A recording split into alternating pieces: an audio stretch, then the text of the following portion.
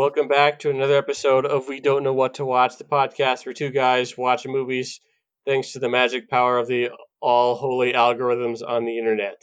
And with me, as always, is the George A. Romero to my Danny Boyle. It's Kyle Mulford, and I'm Noah Saturn. How's it going? All aboard! Tickets! Tickets, please! Tickets! Where's your ticket? I don't know. Where's my I got a ticket to ride. Oh, wait, I don't want to get sued by the Beatles.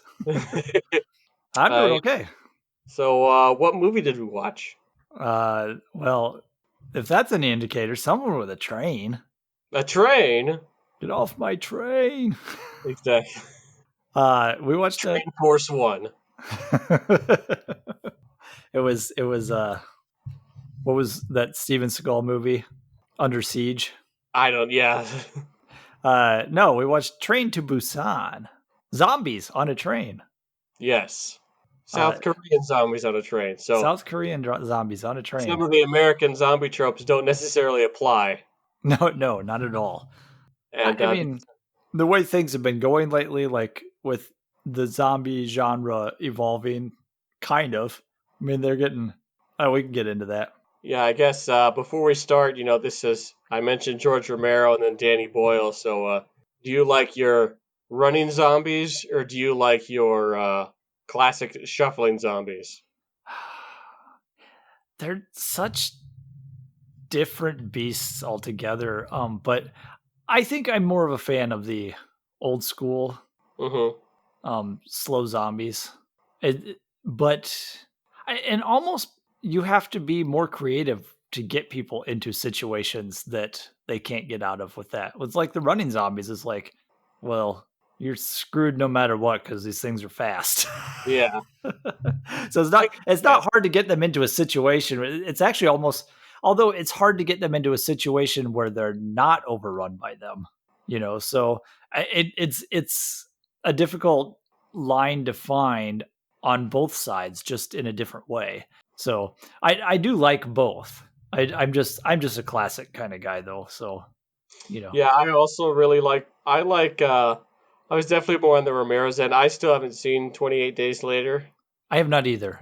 But I haven't seen, so I want to watch that one since that one kind of started the whole running zombies thing. And I've still heard pretty good things about it.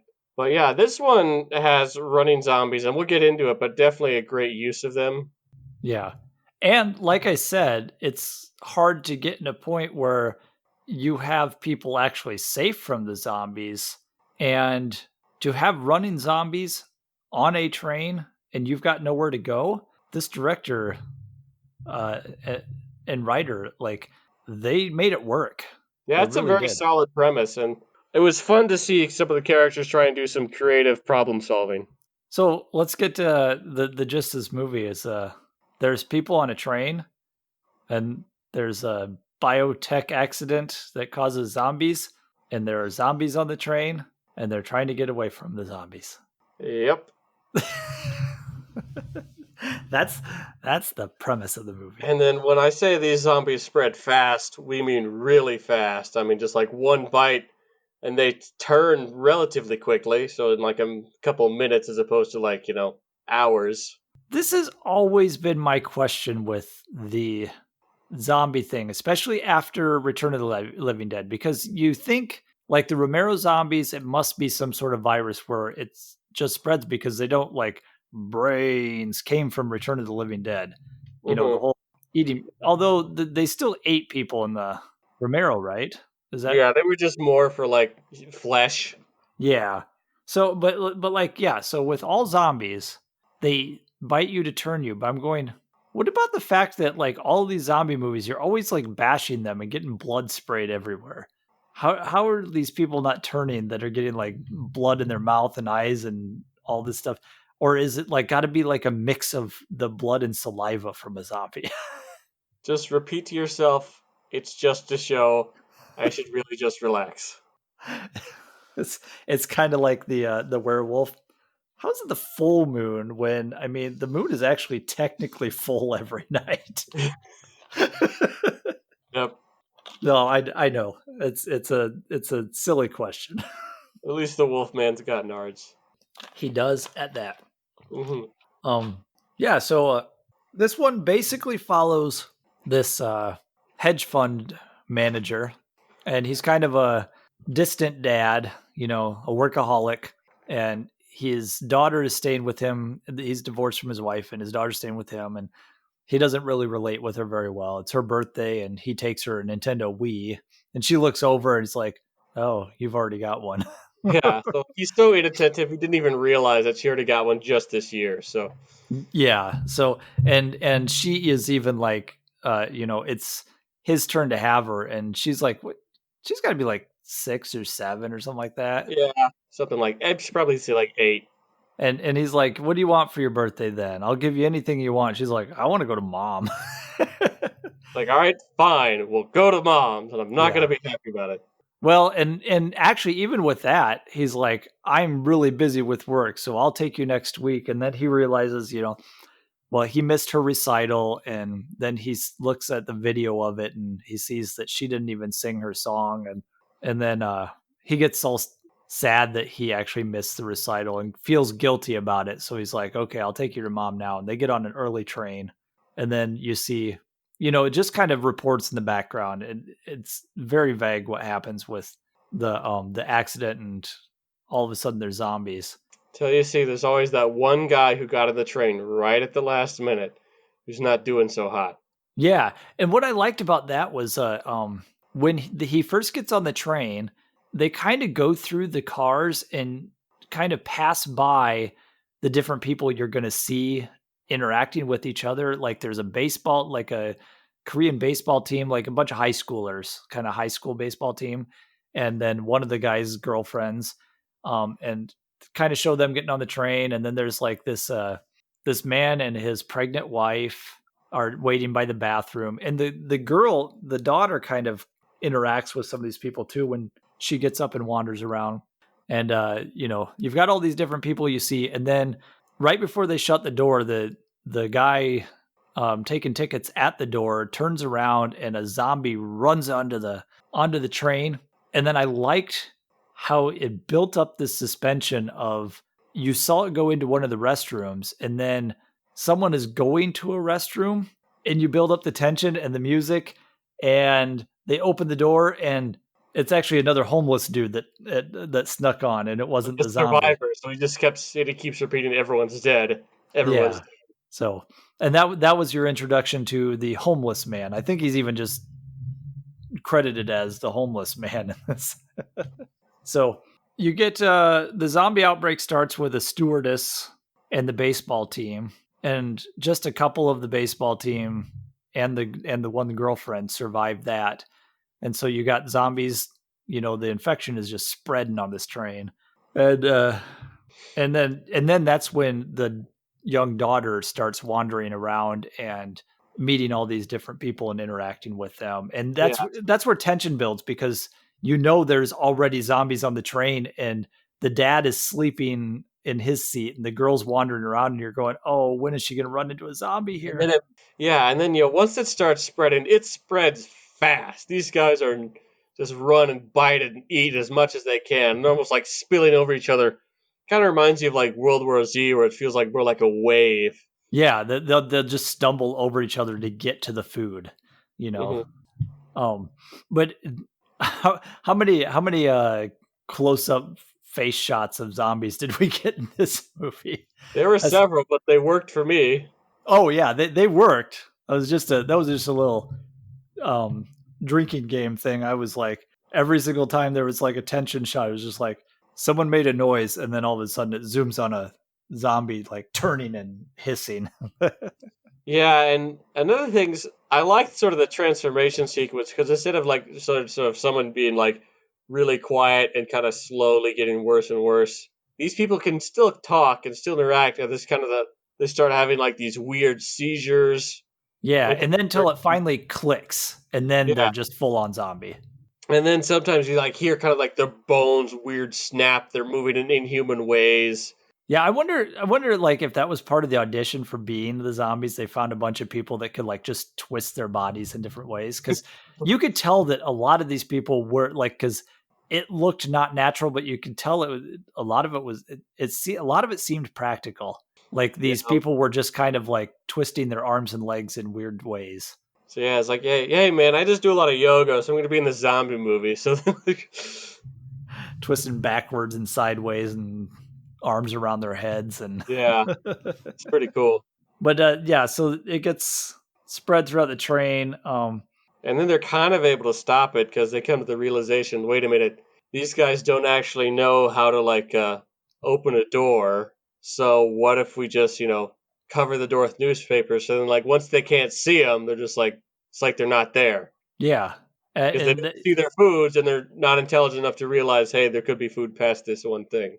yeah, because it's like sight and sound that they go off of. And another thing they realize is like when they go into tunnels, they see them like stopping because they're the zombies' eyes are like glazed over. So it almost seemed to me like their their vision was limited. So then when they're in the tunnels, they had to go off of sound of where sound was coming from, and then they'd run after that. So like they used that several times to get through some of the cars when they had to get, you know, that was a cool thing was like they had to run through several cars of zombies at one point, and they fought their way through the first one, and then they realized that when they went through a tunnel that, oh wait, they can't see very well, like, so A they lot need of the good light. creativity with these specific scenes. So yeah, before that, they stop at one town. It's like, all right, so hey, there's been sort of quarantine incident. We're gonna stop here. They go to the station, then they slowly, all right, so just go to the main square. Everything's gonna be fine. You'll be quarantined for a while, but you'll be okay. We've got it under control in this particular city, except for the dad and the daughter. He has like a friend on the police force. And he's like, all right, here, go to the east square. Don't go to a different way. And then all of a sudden, they get sort of down to like the main square. The soldiers turn around and they're all zombies. Yeah. And this is something I like also about this movie is the main guy, you actually really see a good story arc with him because when at the beginning of the movie he's very distant with his own daughter, like he doesn't know how to relate to her, and then even he's like a hedge fund manager, he's this rich guy, like he's got money, and he doesn't like he's only out for himself, and then he kind of runs into this other guy and his wife who's just kind of blue collar worker, just a nice friendly guy, and his pregnant wife, and he's kind of an asshole to him. It, he actually shuts him out when he's being chased through the train the first time, and Mhm. shuts the door on him, and then finally lets him in, but he was going to let him just die there. And then they get to that station that you were talking about, and he's even still there not telling anybody about the secret side entrance that he's supposed to go into. The homeless man sees him go there and he goes with him, but then even after that he's getting attacked by a zombie, and the husband of the pregnant woman comes and puts a bag over that zombie's head, and no, he saves the daughter, and then Yeah, the he saves homeless. the daughter after the daughter is about to be eaten because the daughter has a bit of a rapport with them because he likes they like the little girl, even like, listen, your dad's a jerk, but we're like you, so Yeah, and you so still he's need your dad. yeah, he saves the daughter, and the dad sees that, and then the dad gets attacked, and the homeless man saves him. And it's kind of this because you have that where it's like the middle class and lower class. It's a very like it's a big commentary on class in this movie because the lower and middle class all are people who look out for each other, and then you've got like the elite that there is one guy in this that just my daughter watched this with me, and she's like, he's awful, like this one rich guy just didn't care about anybody, and he was actually pushing people into zombies at one I called like him the sweaty guy in my script. yeah. He was he the wa- one's like, all right, I want you to get me on this train. I'm like some CEO of some like transportation company. He's like telling the engineers like, I want you to get me on this train and then decouple from the engine car from everything else, so that we can just get the heck out of here. yeah, so and then you have the dad of the little girl, our main guy, who is just on the verge of that, like he's on that line, and he could have fallen either way, and ending up with this middle class man and his pregnant wife, he slowly starts changing and realizing like, oh, I'm, like I think he starts realizing how selfish he was. Hmm. And yeah, that station, That was that's a great when sequence too. When they start running, like, oh crap, train's starting to leave. We got to get back on the train now. And all of a sudden, like the zombies on like above the train station, above the actual tracks, just pour out on it and start falling on the train and falling everywhere. It's they pile on each other so much that like they just break through the windows just because of sheer force. Yeah, and they're so fast and like just all over the place that like they're all running back to the train. A few more people die. Then we get down to just one baseball player because the rest of the team dies. So then we're down to so you a got the few. baseball player, our main guy, and then sort of the middle class dad and the homeless man are all kind of in one end, and then we realize that like sort of these two older women, the pregnant wife and the daughter, are stuck in a different part of the train. Yeah, and they have to fight through 4 trains of zombies to get there. And that's when the kind of cool sequence is where like they slowly realize how to do it smarter and smarter. Like the first one, they just go through brute force. They put like stuff on their arms so they can't get bitten and all this stuff. And then like by another car, they realize, oh, they're reacting to sound. So he uses a cell phone and throws it down to one end, and as they hide behind chairs, and then when the cell phone goes off, they all run towards the phone, and then they run past him, and then they do the whole going through a tunnel, going, oh, we'll crawl above them in the luggage racks to get past them in this one. And once they saved everybody, they had to do that. And then they get to the final room, and it's the room with sweaty guy. Sweaty guy and the rest of the people is like, wait a minute, you know, And he convinces them all to lock the door because he's like, you don't know they're not infected, blah, blah, blah, blah, blah. yeah, and just sort of, and then they like sprayed it with like liquid nitrogen or whatever from like or yeah, the carbon dioxide that you get in like a fire extinguisher, Yeah.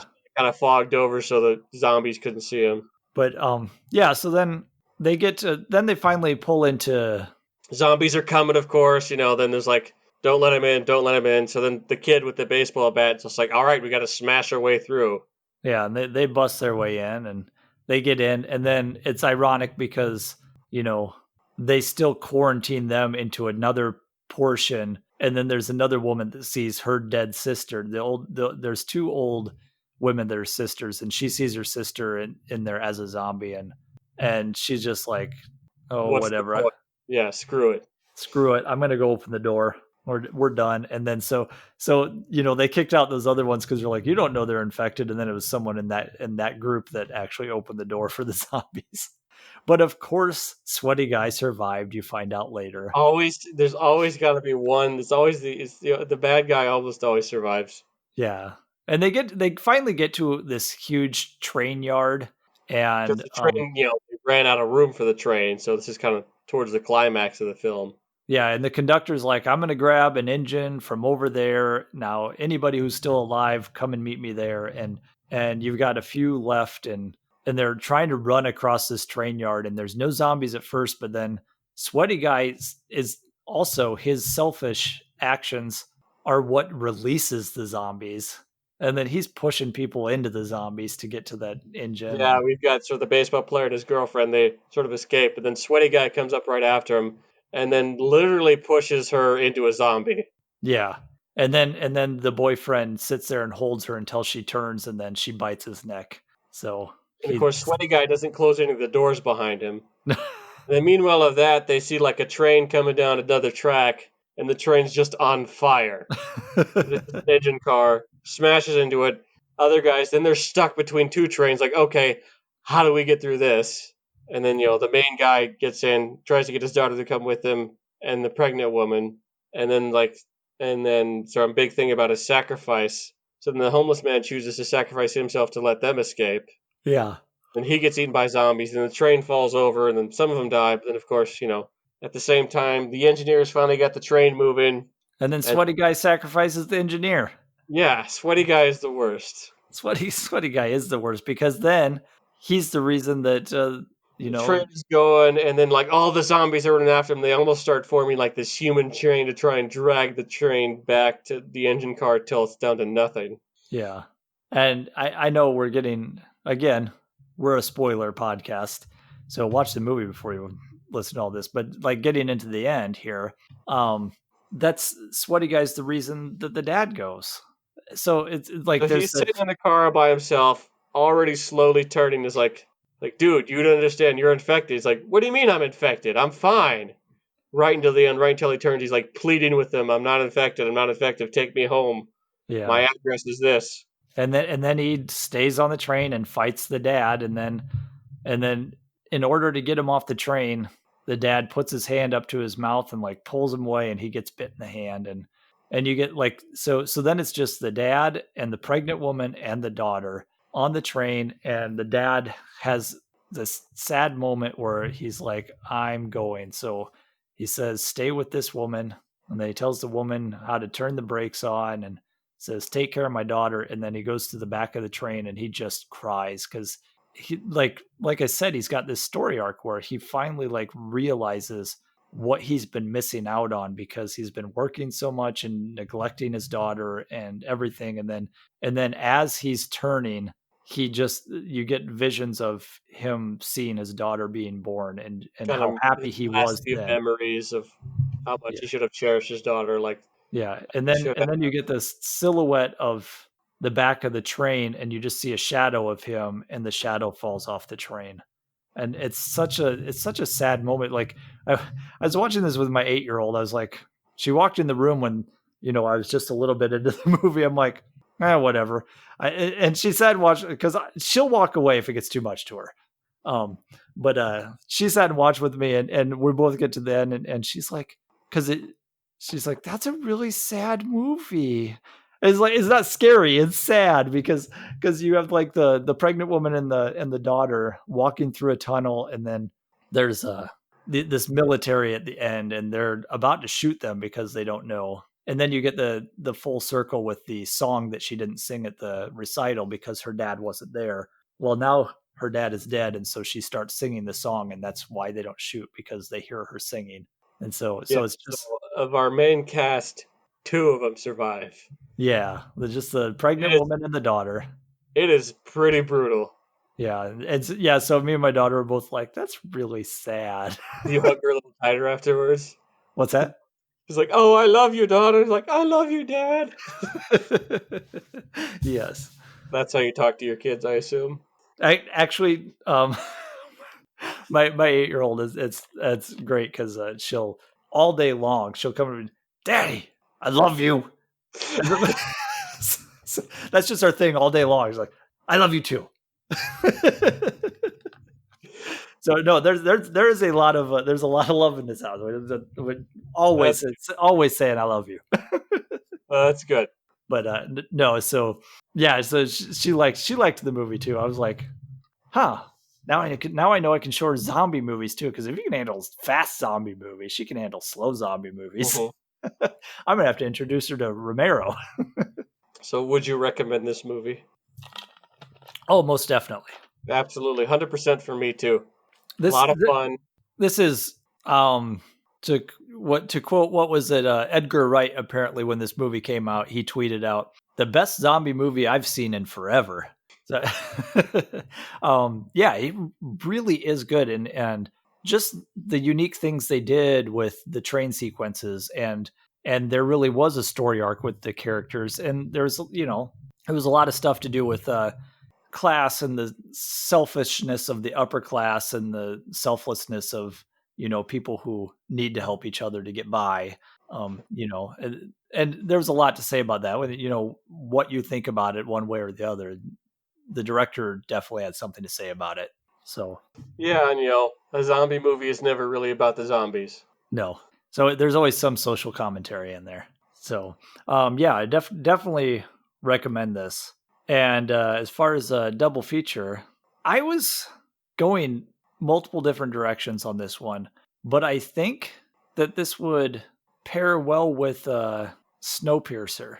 Ah, you son of a gun. That was my pick. Okay, and basically because both movies are ultimately movies on trains, and they're about class. Yes. And they're kind of both about people eating people. And they're both South Korean, so, you know. They're both South Korean. One of them is the Captain America. American film by a South Korean. Yeah, he was, I guess, supposed to be his big debut, but then unfortunately got buried because, I don't know, he made Harvey Weinstein mad or something. Harvey Weinstein. Is He literally made the word. he made a lot of terrible decisions with movies, And, yeah, and we don't he know was a it. bad person anyway. He was a horrible human being. Yeah. And, of course, Bong Joon-ho is fine. He's fine. He Yes. turned out okay. I think he's gonna be all right. Yeah, he won multiple Oscars. He's fine.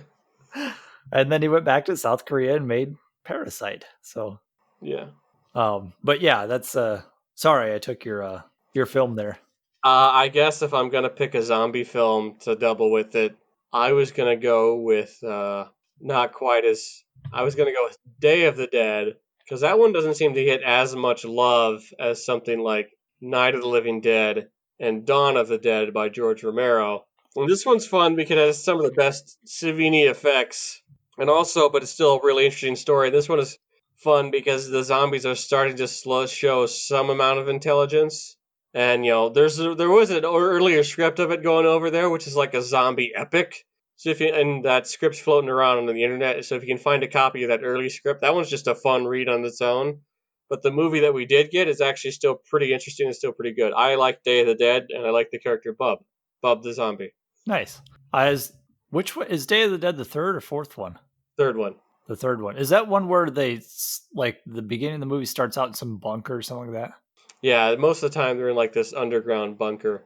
Okay, I've only seen like the beginning of that one, but yeah, Dawn of the Dead is the mall one, right? Yeah.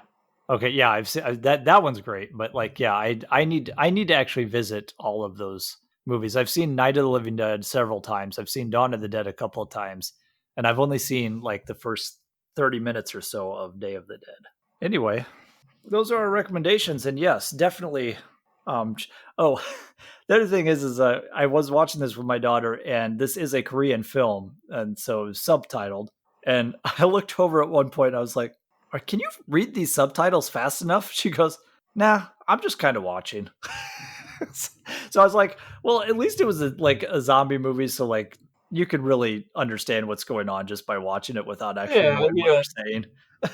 facial expressions are universal, so even if you still understand that the sweaty guy is a bad guy, even if you don't know what he's saying. Yeah, because I mean, she even got that because, like, yeah, talking about it afterwards, she's like, "Yeah, he was terrible. He was an awful person. He just kept sacrificing people." And like, she was telling my wife about the movie tonight. She goes, "Yeah, this guy was horrible, and he kept sacrificing people to the zombies. But then there was a couple other good guys in there that were sacrificing themselves for to save others."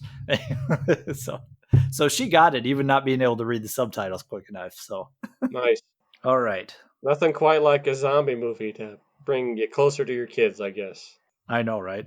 I'm digging. She's watching more horror movies this month than I've tried to have her see before. So like she's been walking in when I'm watching horror movies, and I just kind of let her watch them. So Mm-hmm. she actually watched with our other podcast I mentioned movie Screamers. She watched that with me, the Frogmen movie. If only it was actually Hell Comes to Frogtown with Roddy Piper. Oh, okay. That movie is something else, boy.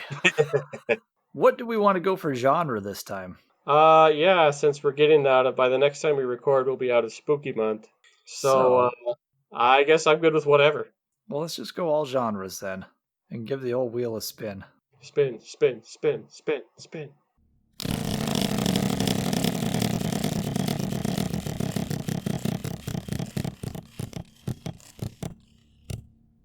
Oh, well, this one people will already know.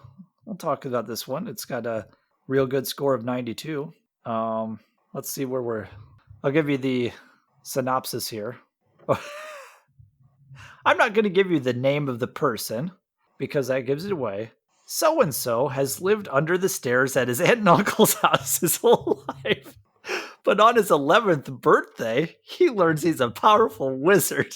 Oh, it's Wes Craven's The People Under the Stairs. Good movie, by Yes, the way. you're absolutely correct. With the place waiting for him at the Hogwarts School of Witchcraft and And you Wizardry. spun this one, right? I did spin this one. Completely random. Yeah, this is completely random. This is on Peacock, and Okay. it's Harry Potter and the Philosopher's Stone. So, wait, Or the did they have? Sorcerer's Stone for us dumb Americans. Yes, did they not have the? Do they actually have the British version? I wonder if the title card will come up Philosopher's Stone on there. I guess you might have to check. So, hey, this one I can actually watch on Blu-ray myself. So, Yeah. my wife loves these movies, so she's got the whole Blu-ray set, and she's read the books several times. So, yeah. So for next time, Harry Potter and the Philosopher's Stone. I'm just glad it didn't come up with like one of them in the middle. Yeah. Or one of these days, I'm going to spin something that like is a series I haven't seen, and we're going to get like something that's in like the middle of a series and watch that. And like that would actually be interesting if it's something you haven't seen the rest and just watch it Yeah. out of context It's and kind see of if like it me works. and the Matrix Revolutions. Yeah, we did. That's true. We did that once. Although I had already seen those movies, you hadn't. So we could. You were. Yeah, it was half and half. We didn't go in completely blind. Yeah. But that'll be an interesting day when that comes, when we both watch something that's like the second or third in a series and we have no idea what the context is.